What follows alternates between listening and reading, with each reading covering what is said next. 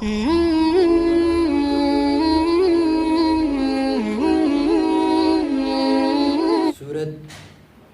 تھی کل ہماری سورہ مائدہ، جس میں اللہ تبارک و تعالیٰ نے ایمان والوں کو کچھ احکام دیے، حلال اور حرام کا علم، کون سی چیزیں اللہ نے حلال کی اور کون سی چیزیں اللہ نے حرام کی۔ تو ناپاک چیزیں اللہ تعالیٰ نے حرام کی اور پاکیزہ چیزیں اللہ نے ایمان والوں کے لیے حلال کی، اس لیے کہ انسان جو غذا کھاتا ہے وہ بھی پاک صاف ہونی چاہیے، اور جو کمائی گھر کے اندر لاتا ہے وہ بھی حلال ہونی چاہیے۔ حلال رزق اور پاکیزہ رزق کھائے گا تبھی نیک اعمال کی توفیق ہوگی۔ اگر حلال رزق نہیں کھائے گا، پاکیزہ رزق نہیں کھائے گا، حلال ہونا اور پاکیزہ ہونا الگ چیز ہے۔ حلال بھی کھائے، پاکیزہ بھی کھائے، اگر حلال اور پاکیزہ کھائے گا تبھی نیک اعمال کی توفیق ہوگی۔ حلال رزق نہیں کھائے گا، پاکیزہ رزق نہیں کھائے گا تو نہ اعمال کی توفیق ہوگی، نہ عبادتوں میں مزہ آئے گا، اور اگر زور زبردستی کچھ عبادت کرے گا بھی تو اس میں بھی انسان کو سکون حاصل نہیں ہوگا۔ تو حلال اور حرام کی تفصیل چند چیزوں کی کل عرض کی گئی تھی۔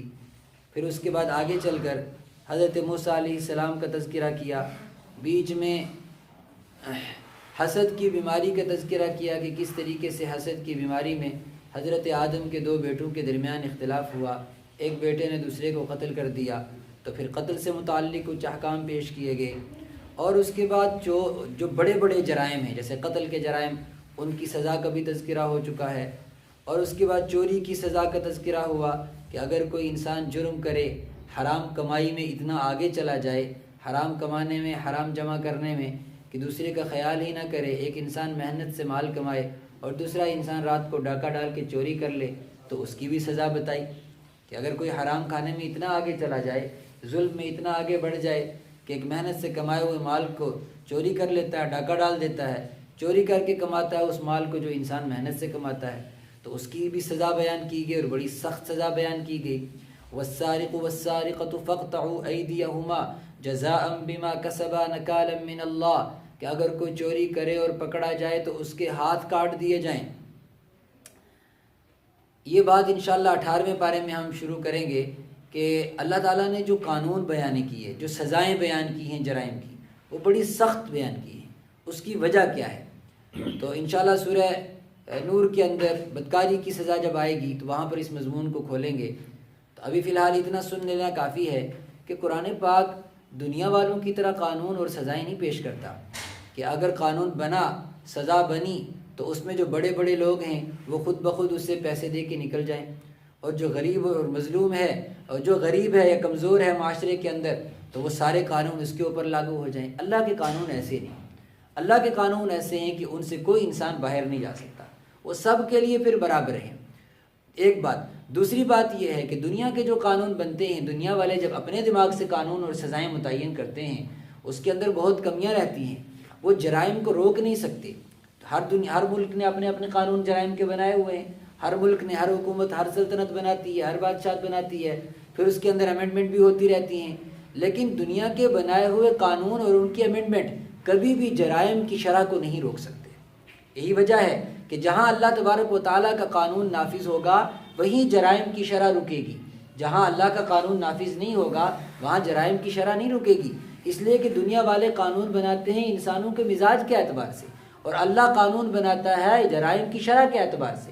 مثال کے طور پر اگر بدکاری کی سزا اللہ نے متعین کی کہ اگر جوان ہے اور شادی شدہ نہیں ہے تو 100 کوڑے مارے جائیں، اگر شادی شدہ ہے تو اس کو قتل کر دیا جائے، اگر کسی انسان نے قتل کر دیا تو اس کی سزا آئی کہ اس کے بدلے میں اس کو قتل کر دیا جائے، کسی نے کسی کا دانت توڑا تو اس کا دانت توڑ دیا جائے، کسی نے کسی کا ہاتھ توڑا تو اس کا ہاتھ توڑ دیا جائے، جتنا کسی نے زخم لگایا اتنا زخم لگایا جائے، چور نے اگر چوری کی تو اس کا ہاتھ کاٹ دیا جائے۔ اب بظاہر دیکھنے میں لگتا ہے کہ بڑی سخت سزائیں ہیں، یہ تو ظلم ہے، نعوذ باللہ۔ ہمارا ظلم نہیں ہے، اگر ایک انسان کو یہ سزا ملے گی تو جو پیچھے 90 ارادہ کر کے بیٹھے ہوئے جرم کا وہ خود بخود جرائم سے پیچھے ہٹ جائیں گے، کہ اگر قتل کی یہ سزا ہو سکتی ہے تو قتل کرنے سے پہلے سوچے گا کہ میرا بھی قتل کیا جا سکتا ہے اس کی سزا میں۔ چوری کرنے سے پہلے 10 مرتبہ سوچے گا کہ چوری کروں گا اگر میں مال تو ہاتھ سے ہاتھ دھونا پڑے گا، ہاتھ کاٹ دیا جائے گا۔ دنیا والوں کی طرح نہیں کہ چلو کر لو، اگر پکڑے گے تو پولیس کے ساتھ سیٹنگ ہو جائے گی، نہیں، یہاں سیٹنگ نہیں چلتی۔ حضرت رسول پاک صلی اللہ علیہ وسلم کے زمانے میں ایک واقعہ پیش آیا، ایک چوری ہوئی، کسی عورت نے چوری کی، آپ صلی اللہ علیہ وسلم کے سامنے وہ جرم ثابت ہو گیا۔ وہ عورت بڑے خاندان کی تھی، اونچے خاندان کی تھی، مالدار خاندان کی تھی۔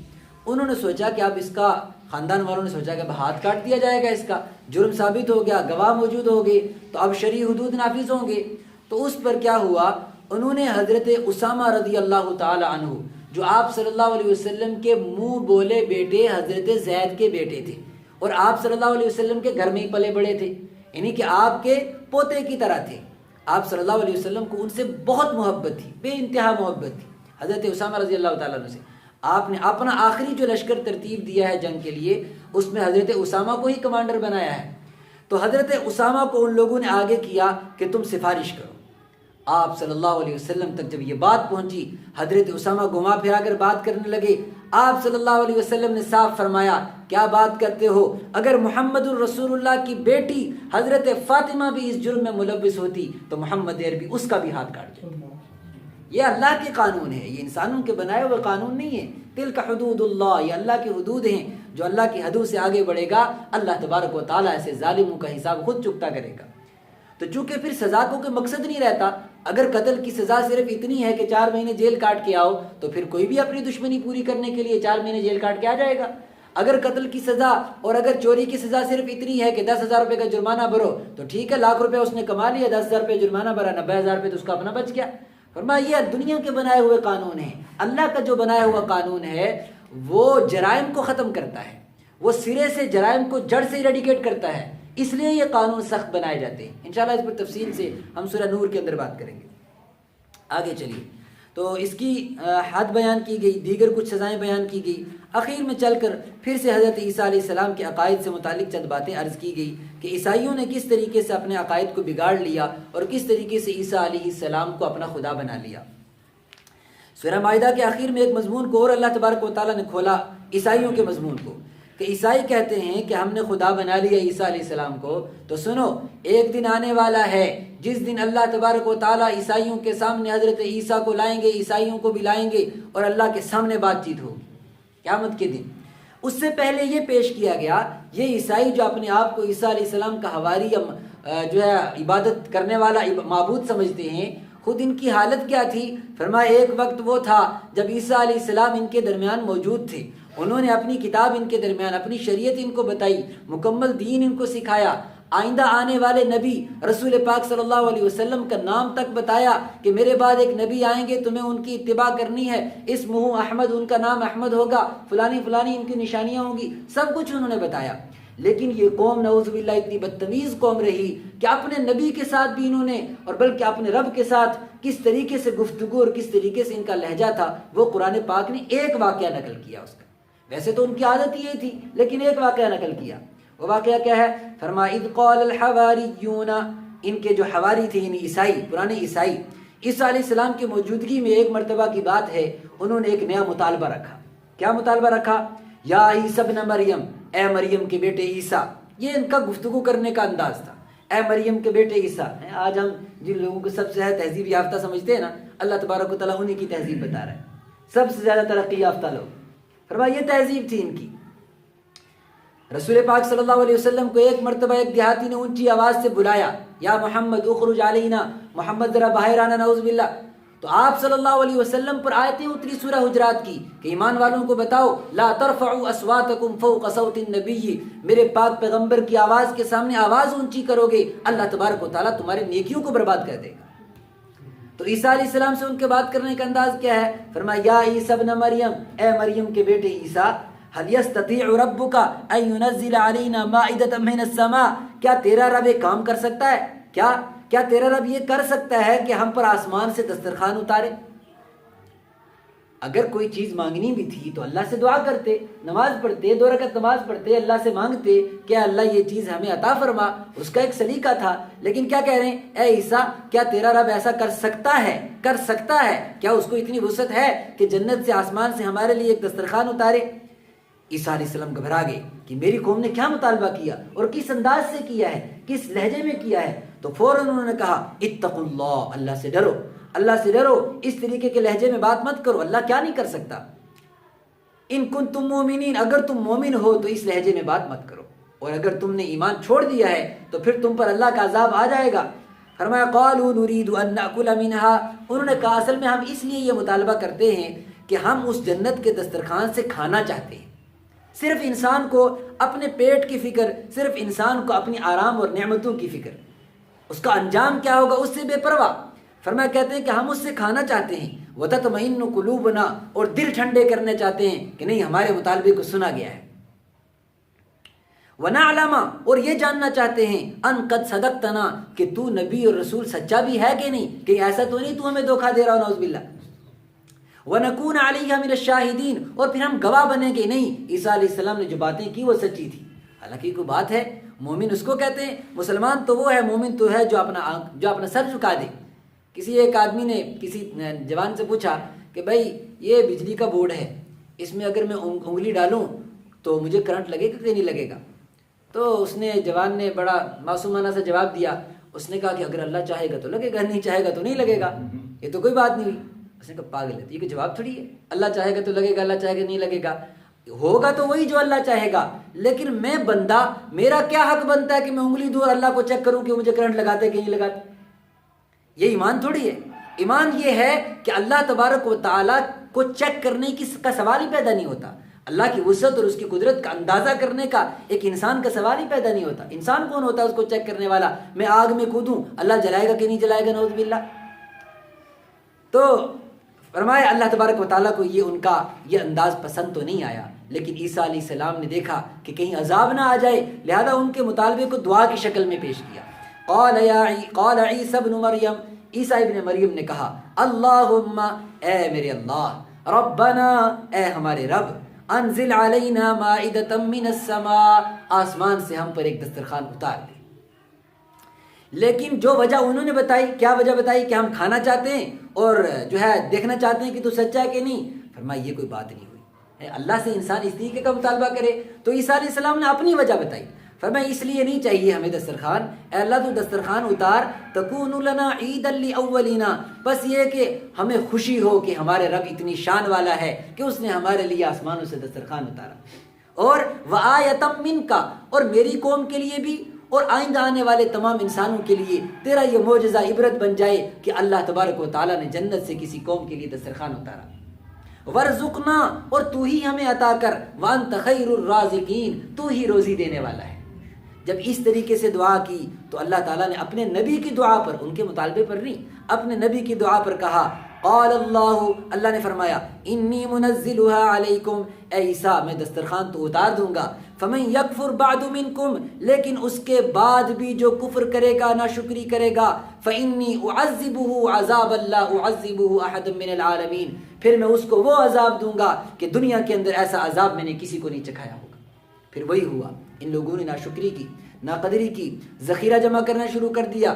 تو حضرت اللہ جو احکام ان کو دیے گئے تھے، دیگر کچھ تورات کے احکام تھے جن کی خلاف ورزی انہوں نے کی، سزا یہ ملی کہ اللہ تبارک و تعالیٰ نے وجعلنا منہم القردۃ والخنازیر، ان کو بندر اور خنزیر بنا دیا اور 3 دن کے اندر ان سب کو صفحہ ہستی سے مٹا دیا، یہ سزا ملی ان کو۔ اللہ نے فرمایا ایک عدالت ہم قیامت کے دن بھی لگائیں گے، اور قیامت کے دن پوچھیں گے وَإِذْ قَالَ اللَّهُ يَا عِيسَى ابْنَ مَرْيَمَ، ہم پوچھیں گے اے مریم کے بیٹے عیسیٰ، أَنْتَ قُلْتَ لِلنَّاسِ اتَّخِذُونِي وَأُمِّيَ إِلَٰهَيْنِ مِن دُونِ اللَّهِ، کیا تو نے ہی کہا تھا لوگوں کو کہ مجھے اور میری ماں کو 2 خدا بنا لو؟ کس کو پوچھیں گے؟ اللہ تعالیٰ عیسیٰ علیہ السلام کو، حالانکہ جانتے ہیں کہ عیسیٰ علیہ السلام نے ایسی کوئی بات نہیں کی، لیکن ان لوگوں کا منہ بند کروانا ہوگا عیسائیوں کا۔ فرمایا عیسائیوں کے سامنے ہم عیسیٰ علیہ السلام کو پوچھیں گے اے عیسیٰ کیا تو نے ان کو کہا تھا کہ مجھے اور میری ماں کو خدا بنا لو؟ تکون لنا عیدا لاولینا وآخرنا، فرمایا قال سبحانک، اور میں کہوں گا سبحانک، اللہ تیری ذات پاک ہے، ما یکون لی ان اقول ما لیس لی بحق، یہ ناحق بات، یہ ظلم والی بات میں کہہ سکتا ہوں؟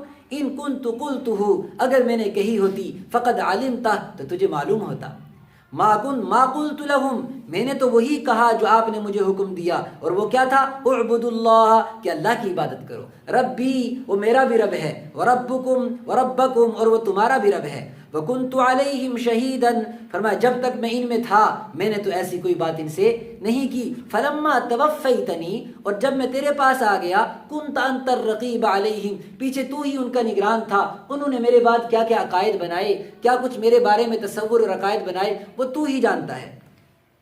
اب انجام کیا ہوگا؟ عیسیٰ علیہ السلام نے جانتے ہیں کہ آج قیامت کا دن ہے، آج بدلے کا دن ہے، آج مشرک کو، ظالم کو اس کے ظلم اور شرک کا بدلہ ضرور ملے گا، لیکن چونکہ نبی ہیں، اپنی امت سے پیار بھی ہے، یہ تو عیسیٰ علیہ السلام کی بات ہے، ورنہ رسول پاک صلی اللہ علیہ وسلم کو تو، رسول پاک صلی اللہ علیہ وسلم کا امت کے ساتھ جو درد والا تعلق ہے اس کو تو الفاظ میں بیان ہی نہیں کیا جا سکتا، لیکن عیسیٰ علیہ السلام کا کیا تعلق ہے وہ ان الفاظ سے اندازہ کیجیے۔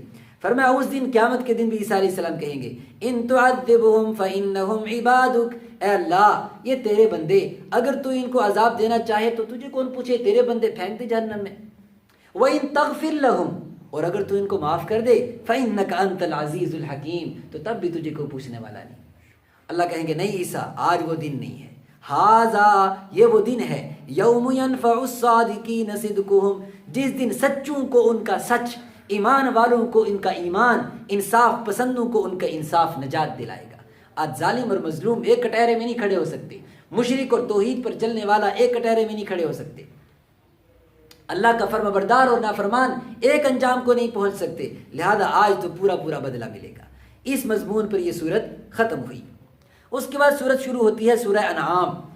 سورہ انعام کے اندر، جیسے مائدہ کے اندر اور اسے پچھلی صورتوں کے اندر تفصیل کے چھوٹے چھوٹے احکام تھے، الگ الگ چھوٹے چھوٹے احکام، طلاق سے متعلق، نکاح سے متعلق، حلال اور حرام سے متعلق، تو یہاں پر اللہ تبارک و تعالیٰ نے اس صورت کے اندر جو احکام دیے ہیں وہ چھوٹے نہیں ہیں، موٹے موٹے احکام ہیں، جیسے توحید سے متعلق، شرک سے متعلق، اللہ کی آیتوں اور قدرتوں سے متعلق، تو موٹے طور پر جو بنیادی احکام ہیں اس صورت کے اندر ان کو ٹچ کیا گیا ہے۔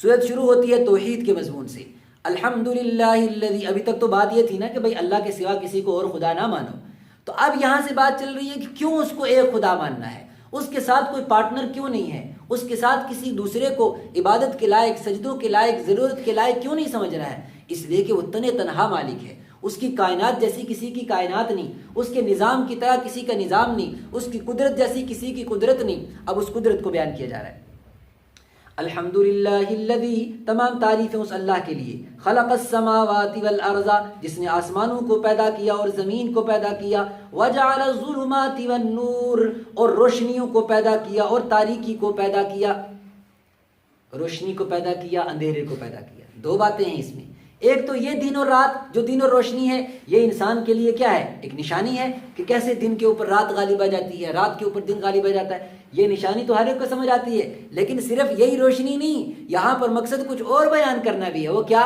کہ یہ روشنیاں اور تاریکیاں تو ہیں، ہم نے کچھ اور روشنیاں اور تاریکیاں بھی بنائی ہوئی۔ وہ کون سی؟ اللہ کی نافرمانیوں کی تاریکیاں، شرک کی تاریکیاں، ظلم کی تاریکیاں، بے انصافیوں کی تاریکیاں ہیں، اور دوسری طرف انصاف کی روشنیاں، ایمان کی روشنیاں، علم کی روشنیاں، قرآن کی روشنیاں، نبی اور رسولوں کی شریعت کی روشنیاں۔ کچھ انسان وہ ہیں جو دن کے تاریکی، دن کے اجالے میں اور رات کی تاریکی میں تو فرق کر لیتے ہیں، لیکن ظلم اور انصاف کی تاریکی میں فرق نہیں کرتے، حلال اور حرام کی تاریکی میں فرق نہیں کرتے، قرآن دین اور بے دینی کی زندگی میں فرق نہیں کرتے۔ وہ سمجھتے ہیں کہ جو زندگی ہم بے دینی والی گزار رہے ہیں شاید یہی روشن زندگی ہے، شاید اسی میں ہماری کامیابی ہے۔ فرمایا جو دن اور رات میں فرق نہیں کر سکتا، جو روشنی اور تاریکی میں فرق نہیں کر سکتا، انصاف اور ظلم میں فرق نہیں کر سکتا، بے دینی اور دین میں فرق نہیں کر سکتا، وہ ایسا ہی ہے جیسے جو دن اور رات میں فرق نہیں کر سکتا، اندھا ہے، نہ دن سمجھ میں آتا ہے نہ رات سمجھ میں آتی۔ دونوں مضمون ہیں اس آیت کے اندر، اسی لیے اگلا جملہ دن اور رات سے متعلق نہیں ہے، اگلا جملہ ایمان اور توحید سے متعلق ہے۔ ثم الذین کفروا بربہم یعدلون، پھر بھی کچھ لوگ ہیں جو اپنے رب سے منہ موڑ کے بیٹھے ہوئے۔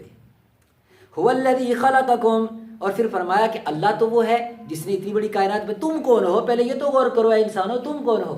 هو الذی خلقکم، اللہ وہ ہے جس نے تم کو پیدا کیا، من طین، مٹی سے پیدا کیا۔ مٹی سے پیدا کرنے کا مطلب، ایک مطلب تو یہ ہے کہ تمہارے دادا حضرت آدم کو مٹی سے پیدا کیا، اور دوسرا مطلب یہ ہے کہ جو انسان بنتا ہے در حقیقت اس کے اندر بھی مٹی کے عنصر آتے ہیں، جو غذا کھاتا ہے وہ مٹی سے بنتی ہے، جو بیج لگتا ہے وہ مٹی میں لگتا ہے۔ تو فرمائی تمہاری اصل بھی عنصر تمہارے بھی کہاں سے آتے ہیں؟ مٹی سے آتے ہیں، تمہیں خاک سے پیدا کیا، اور تم جرت کرتے ہو آسمان والوں سے سرکشی کرنے کی، اللہ سے سرکشی کرنے کی، اس کے دین کی نافرمانی کرنے کی۔ اپنی حیثیت کو پہچانو، پھر اپنے رب کی حیثیت کو دیکھو۔ وَهُوَ اللَّهُ فِي السَّمَاوَاتِ وَفِي الْأَرْضِ، فرمایا ایک بات اور سنو، یہ بتاؤ کائنات کے اندر تمہارے سامنے دو ہی چیزیں ہیں، ایک آسمان اور ایک زمین۔ فرمایا وَهُوَ اللَّهُ، اللہ تو آسمانوں میں بھی وہی رب ہے، زمین میں بھی وہی رب ہے۔ تم بتاؤ تمہاری کوئی تیسری دنیا ہے جہاں تمہارا رب اللہ نہیں ہے، کوئی اور رب ہے؟ اگر تم جانتے ہو کہ زمین میں بھی تمہارا رب اللہ ہے، آسمان میں بھی تمہارا رب اللہ ہے، پھر تمہارے پاس اور کوئی کائنات گناہ کرنے کے لیے نہیں بچتی، تمہارے پاس اور کوئی کائنات ہماری نافرمانی کے لیے نہیں بچتی۔ یعلم سرکم، وہ تمہارے راز بھی جانتا ہے، وجہرکم، اور تمہاری ظاہری حالت بھی جانتا ہے، ویعلم ما تکسبون، اور جو بھی زندگی تم گزارتے ہو وہ سب سے واقف ہے، اور تم سے واقف ہونے کا مطلب یہ ہے کہ وہ تمہاری زندگی کے ایک ایک دن کا حساب لے گا۔ آگے بڑھتے ہیں، اس صورت کے اندر تفصیلی مضمون آگے آئے۔ فرمایا یہ دنیا دھوکے میں چلی گئی، اللہ سے کیوں دور ہوئی، اور اپنی دنیا کے اندر کیوں مست ہوئی، آخرت کو کیوں بھولے، اپنے رب کے سامنے حساب کو کیوں بھولے۔ فرمایا سب کچھ دنیا کو سمجھنے لگ گئے، سب کچھ دنیا کی زندگی کو سمجھنے لگ گئے۔ ان کی پوری کوشش صبح سے لے کر شام تک، بلکہ باشعور ہونے سے لے کر قبر کی لحد تک جانے تک، ان کی ساری زندگی کی ایکٹیویٹیز صرف ان کی دنیا تک گھومتی ہیں۔ ان کی پڑھائی صرف اسی کام کے لیے، ان کے بڑے عہدے صرف اسی کام کے لیے، ان کی ڈگریاں اسی کام کے لیے، ان کی دولت کا کمانا صرف آرام کرنے کے لیے۔ کوئی تو ایسی چیز ہو جو یہ آخرت کے لیے کریں؟ فرمایا کچھ نہیں کرتے آخرت کے لیے۔ اس کو قرآن پاک نے ایک دوسری جگہ الگ الفاظ میں تعبیر کیا، فرمایا الذین ضل سعیہم فی الحیات الدنیا، بالکل ایز اٹ از میں ترجمہ کر رہا ہوں، اپنی طرف سے ایک بھی لفظ نہیں ہے۔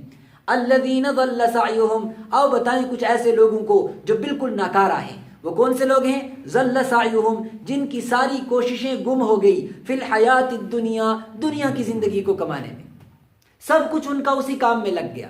ڈاکٹر بھی بنے تو اس نیت سے کہ پیسہ کمائیں گے، اس نیت سے نہیں کہ انسانیت کا درد کچھ رکھیں اور انسانیت کے کچھ کام کریں۔ کسی عہدے پر پہنچے تو اس نیت سے پہنچے کہ بس اب موقع آیا کھانے کا، اس نیت سے نہیں کہ انسانیت کے کام آئیں۔ فرمایا سب کچھ وہ اپنی دنیا کے لیے کرتے ہیں۔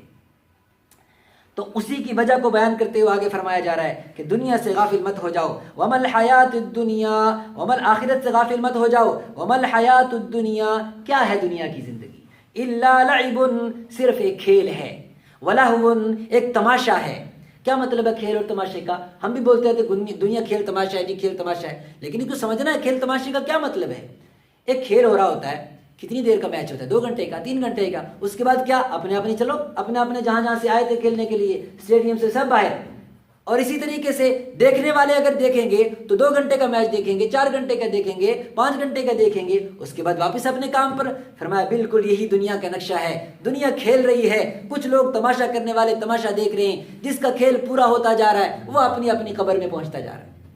یہ دنیا کھیل اور تماشا ہے۔ وَلَلدَّارُ الْآخِرَةُ خَيْرٌ، اور آخرت کی زندگی بہتر ہے، لِلَّذِينَ يَتَّقُونَ، ان لوگوں کے لیے جو اللہ سے ڈر کر زندگی گزارتے ہیں۔ اس پر کہا افلا تعقلون، کیا عقل نام کی تم میں کوئی چیز نہیں کہ تم آخرت کی فکر کرو اور دنیا کی فکر نہ کرو؟ وہ کام کرو جو آخرت میں تمہارے کام آئیں، اور ان کاموں پہ اپنی زندگی کو صرف مت کرو جو تمہارے کام صرف دنیا میں آئیں۔ یہ مضمون آگے بڑھتا ہے۔ اس کے بعد اللہ تبارک و تعالیٰ نے رسول پاک صلی اللہ علیہ وسلم کی رسالت کو اور انبیاء کے مقصد کو بتایا کہ اسی مقصد کو بتانے کے لیے، اسی حقیقت کو بتانے کے لیے ہم نے اپنے پیغمبروں کو، اپنے نبیوں کو اور نبیوں کے جانشینوں کو بھیجا۔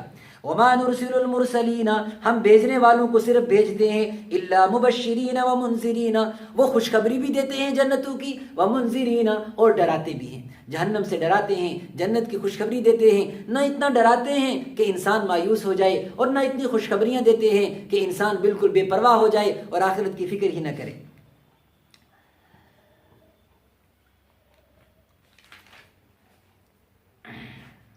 اس کے بعد اللہ تبارک و تعالیٰ نے اور اپنی قدرت کی کچھ نشانیوں کو، اپنے علم کو بیان کیا. وَعِندَهُ مَفَاتِحُ الْغَيْبِ، ساری دنیا کے غیب کے خزانے تمہارے رب کے پاس ہیں. وَيَعْلَمُ مَا فِي الْبَرِّ وَالْبَحْرِ، اور وہ زمین اور آسمان کی تمام چیزوں کو جانتا ہے. وَمَا تَسْقُطُ مِنْ وَرَقَةٍ، یہاں تک کہ کوئی پتا بھی اس کی مرضی کے بغیر اپنی جگہ سے نہیں ہلتا. کوئی پتا بھی ایسا نہیں جو گر جائے اور تمہارے رب کو پتہ نہ ہو. وَلَا حَبَّةٍ، اور کوئی رائی کا دانہ، فِي ظُلُمَاتِ الْأَرْضِ، زمین کے نیچے تاریکیوں کے اندر، نہ کوئی خشک اور نہ کوئی تر، لیکن اللہ تبارک و تعالیٰ ان تمام کے تمام رازوں سے واقف ہوتا ہے. وَهُوَ الَّذِي يَتَوَفَّاكُمْ بِاللَّيْلِ، تمہارا رب وہ ہے جو رات کو تمہیں موت دے دیتا ہے. رات کو انسان مرتا ہے، اگر وہ نہ چاہے صبح کوئی نہیں کھڑا ہو سکتا. کتنی دنیا رات کو سوتی ہے پھر صبح کا سورج نہیں دیکھتی. اللہ فرماتے ہیں میں نے تمہیں رات کو موت دی، پھر تمہیں زندگی دی تاکہ تمہیں ایک اور موقع دوں سدھرنے کا، ایک اور موقع دوں اپنی طرف پلٹنے کا. لوگ پھر بھی نہیں سمجھتے. فرمایا کیا ہوتا ہے؟ وَإِذَا رَأَيْتَ الَّذِينَ يَخُوضُونَ فِي آيَاتِنَا فَأَعْرِضْ عَنْهُمْ حَتَّى يَخُوضُوا فِي حَدِيثٍ غَيْرِهِ. یہ دوسری باتوں میں، دوسری گپ شپ میں اپنی زندگی کو گزار دیتے ہیں، انہیں آخرت کی طرف کوئی پرواہ نہیں ہوتی. دین ان کے نزدیک کس چیز کا نام ہے؟ دین کس چیز کا نام ہے؟ فرمایا ہم بتاتے ہیں وَذَرِ الَّذِينَ اتَّخَذُوا، چھوڑو ان کو، وہ لوگ جنہوں نے اپنے دین کو کھیل اور تماشا بنا لیا ہے. اپنے دین کو کھیل اور تماشا سمجھتے بس رمضان آیا بس دین صرف رمضان میں ہی ہے. فرمایا ایسے لوگ جنہوں نے اپنے دین کا کھیل بنایا ہوا ہے، سمجھتے صرف نماز کا نام دین ہے، سمجھتے صرف 10 روپے اللہ کے راستے میں خرچ کر دیے سارا دین یہی ہے. فرمایا زندگی نام ہے اپنے رب کے سامنے ڈر ڈر کر سہم کر زندگی گزارنے کا، اس کا نام ہے ایمان والا. فرمایا وہ لوگ ہیں ان کو چھوڑ دو، ان کو اپنے دین کے ساتھ کھیل و تماشا کرنے دو. وغرتہم الحیات الدنیا، ان کو ان کی دنیا کی زندگی نے دھوکے میں ڈال کے رکھا ہوا ہے. اے ایمان والو اقیموا الصلاۃ، تم نمازیں پڑھو، واتقوہ، اپنے رب سے ڈرو، وہو الذی الیہ تحشرون، تم اپنے رب کی طرف پلٹ کر جاؤ گے اور تمہیں اپنے رب کی طرف جا کر تمہاری زندگی کے ایک ایک لمحے کا حساب دینا پڑے گا. اب اس منظر کو پیش کیا سورہ انعام کے اخیر میں، جب انسان یہاں سے واپس سفر پر شروع ہوتا ہے جانا، اللہ کی طرف جاتا ہے. ایک لمبا سفر دنیا کا سفر بتایا، بھائی اس کے اندر یہ ہوتا ہے، دنیا کھیل اور تماشا ہے، یہ دھوکہ ہے، اس سے دھوکے میں مت آؤ. اب بتا رہے ہیں یہ دھوکہ جب انسان کے سامنے کھلتا ہے اور جب انسان کی آنکھیں بند ہوتی ہیں اور حقیقت کی طرف انسان سفر شروع کرتا ہے تو وہ منظر کیا ہوتا ہے؟ اللہ تعالیٰ نے وہ منظر انسانوں کے سامنے رکھا. بات ختم کرتے ہیں، بس اس بات کو پورا کرتے ہیں. فرمایا وَلَوْ تَرَى، اے قرآن پڑھنے والے کاش کہ تجھے وہ منظر دکھائی دیتا. لو، کاش کی، ترا، تو وہ منظر دیکھتا. کیا ہوتا ہے؟ اِذِ الظَّالِمُونَ فِي غَمَرَاتِ الْمَوْتِ، جب ظالم نافرمان اللہ کے دشمن موت کی سسکیاں لے رہے ہوتے ہیں، موت کے آخری جھٹکے ان کو لگ رہے ہوتے ہیں، نزا کے حالت میں وہ ہوتے ہیں، آنکھیں کبھی بند ہو رہی ہوتی ہیں کبھی کھل رہی ہوتی ہیں، سانس کبھی اکھڑ رہی ہوتی ہے کبھی اندر کبھی باہر. اس حالت میں کاش کہ تم وہ منظر دیکھو، اس کی کیفیت کو دیکھو کہ اس کے ساتھ کیا ہو رہا ہوتا ہے. فرمایا کیا ہوتا ہے؟ ہم تو نہیں دیکھ سکتے، انسان نہیں دیکھ سکتے، لیکن اللہ نے وہ منظر پیش کیا. والملائکۃ باسطوا ایدیہم، فرشتے ہاتھ پھیلا دیتے، چلو اخرجو اخرجو اخرجو، نکلو. بد روح ہے تو اس کو اسی انداز سے نکالا جاتا ہے، نکلو اپنے رب کی طرف. ارجعی الی ربک، چل اپنے رب کی طرف، تیری زندگی کا وقت ختم ہوا، تیری گھڑیاں ختم ہوئی، تیرا رزق پورا ہوا، چل اپنے رب کی طرف حساب دینے کے لیے. فرشتے اپنے ہاتھوں کو پھیلا دیتے ہیں، اخرجوا انفسکم، چلو اپنے بدنوں سے اپنی جانیں نکالو. دوسری طرف آیا وتزهق انفسهم، اس حال میں ان کی جانیں نکلتی ہیں، اس حال میں اس شدت کے ساتھ جانیں نکلتی ہیں، اتنی پیاس لگتی ہے کہ اگر سارے سمندر پلا دیے جائیں اس کی پیاس ختم نہ ہو. اتنی بھوک لگتی ہے ساری دنیا کا رزق کھلا دیا جائے اس کا رزق ختم نہ ہو. اور ایک روایت کے اندر آیا اس طریقے سے محسوس ہوتا ہے جیسا کہ ریشم کے کپڑے کو کانٹوں کے اوپر ڈال کے واپس کھینچو، اس طریقے سے فرشتے اس کی روح کو اندر کے بدن کے ایک ایک حصے سے رگ رگ سے کھینچ کر سختی کے ساتھ باہر لاتے. والنازعات غرقا والناشطات نشطا، فرشتے ڈوب کر اس کے اندر سے روح کے اس کی ایک ایک رگ سے روح کو کھینچ کے باہر لاتے. اللہ اکبر. اور پھر فرشتوں کے ذریعے کہا جاتا ہے یہ ہو کیا رہا ہے تمہارے ساتھ؟ جس سفر پہ تم جا رہے ہو اتنی شدت کے ساتھ کیوں شروع ہو رہا ہے؟ فرمایا اس لیے شروع ہو رہا ہے الیوم تجزون عذاب الہون، آج تمہیں ذلت کا عذاب چکھایا جائے گا. کیوں؟ بما کنتم تقولون علی اللہ غیر الحق، تم اللہ کے ساتھ ناحق برتاؤ کرتے رہے، اللہ کا دھیان نہیں دیا، اللہ کے سامنے حساب کا خوف اور ڈر نہیں رکھا، تم نے توحید کو نہیں مانا، شرک کرتے رہے، ظلم کرتے رہے، بے انصافیاں کرتے رہے، حرام کماتے کھلاتے کھاتے رہے، اپنے رب کے احکام کی کوئی پرواہ نہیں کی۔ وَكُنْتُمْ عَنْ آيَاتِهِ تَسْتَكْبِرُونَ، اور تم کیوں نہیں ایسا کرتے تھے؟ فرمایا ہمیں پتہ کیوں نہیں آتے تھے دین کی طرف؟ اس لیے کہ تم اپنے آپ کو بڑا سمجھتے تھے، تم اپنے آپ کو بڑا سمجھتے تھے، تمہیں لگتا تھا کہ تمہیں موت کی تیاری کی ضرورت ہی نہیں ہے، تمہیں لگتا تھا کہ تمہیں نمازوں کی ضرورت ہی نہیں ہے، رب کے احکام پر چلنے کی ضرورت ہی نہیں ہے، تم ہماری آیتوں سے اکڑ اکڑ کر زندگی گزارتے تھے۔ پھر کیا ہوا؟